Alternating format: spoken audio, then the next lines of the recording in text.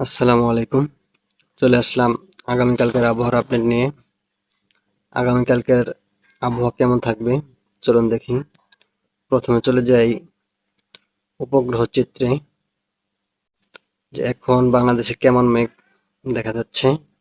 সৈয়দপুর এবং সিলেট বিভাগের কিছু অঞ্চলে পরিষ্কার দেখা যাচ্ছে, এছাড়া বাংলাদেশ সম্পূর্ণ মেঘে ঢাকা। পরবর্তী 1 ঘন্টার মধ্যে সৈয়দপুরে নতুন মেঘ ঢুকতেছে আরো, এবং সিলেট বিভাগও কিন্তু মেঘে ঢেকে যাচ্ছে। চলুন দেখি বৃষ্টি। আগামীকালকের বৃষ্টি কেমন হবে, কোন বিভাগে কেমন, চলুন দেখি। তো এখন কিন্তু বৃষ্টি হচ্ছে যেসব এলাকায়, ঢাকায় বৃষ্টি হচ্ছে, সিলেট বিভাগে বৃষ্টি, ময়মনসিংহে বৃষ্টি। বৃষ্টির পরিমাণটা 3 মিলিমিটার ঢাকা বিভাগে, এবং ময়মনসিংহেও 3 মিলিমিটার, সিলেট বিভাগে 7 মিলিমিটার। এরপরে যদি দেখি রাত 12টার সময়, রাত 12টা রাত 12টায় সিলেট বিভাগে বৃষ্টি বাড়বে, ময়মনসিংহেও বৃষ্টি থাকছেই, রাজশাহী এবং সৈয়দপুরের কিছু অঞ্চলে। মঙ্গলবার ভোর 4টার সময় দেখলে বোঝা যায় যে সিলেট বিভাগে কিন্তু কাল আজ সারা রাত বৃষ্টি থাকছেই। সৈয়দপুর, ময়মনসিংহ এইসব এলাকায় বৃষ্টিটা বেশি। ভোর 8টায় সিলেট বিভাগ এবং সৈয়দপুর, এই দুইটা বিভাগে এই সিলেট বিভাগ, ময়মনসিংহ এবং সৈয়দপুর, এই 3 জেলায় বৃষ্টিটা কিন্তু থাকছেই।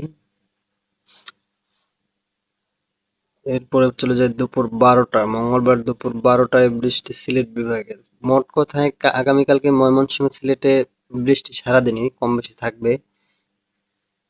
বৃষ্টির পরিমাণ কখনো বেশি হবে, আবার কখনো কমবে।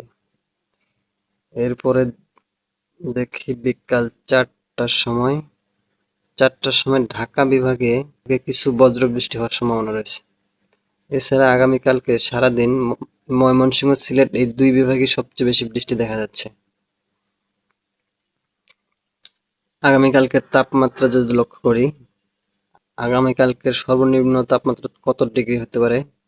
ভোর ছয়টায় সিলেট বিভাগে 23 ডিগ্রি সেলসিয়াস সর্বনিম্ন তাপমাত্রা। সিলেট, ময়মনসিংহ এসব এলাকায় যেহেতু বৃষ্টি থাকবে, তো তাপমাত্রাটা কম থাকবে। সৈয়দপুরেও বৃষ্টি থাকবে, সৈয়দপুরে 24 ডিগ্রি সেলসিয়াস, এবং ঢাকা বিভাগে 28 ডিগ্রি, এবং বরগুনাতে 30 ডিগ্রি সেলসিয়াস সকালে।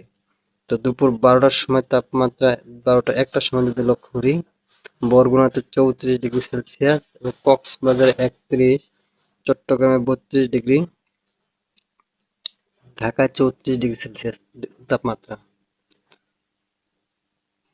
এরপরে যাই বায়ু, যে কোনো ঘূর্ণাবর্তন বা বায়ুর গতি কেমন থাকবে আগামীকাল।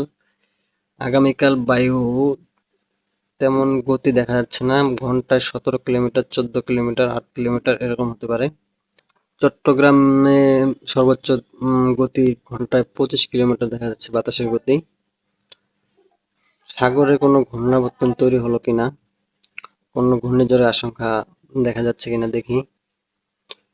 ভারত মহাসাগর মঙ্গলবার, বুধবারেও নেই, বৃহস্পতিবারও দেখা যাচ্ছে না, শুক্রবার,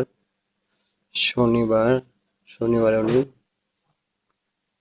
তবে একটা ঘূর্ণাবর্তন দেখা যাচ্ছে, এটা চীন সাগরে, এটা আমাদের দেশে প্রভাব পড়বে না। তো প্রতিদিনের আবহাওয়ার আপডেট জানতে লাইক, সাবস্ক্রাইব করে পাশে থাকবেন। ধন্যবাদ সবাইকে।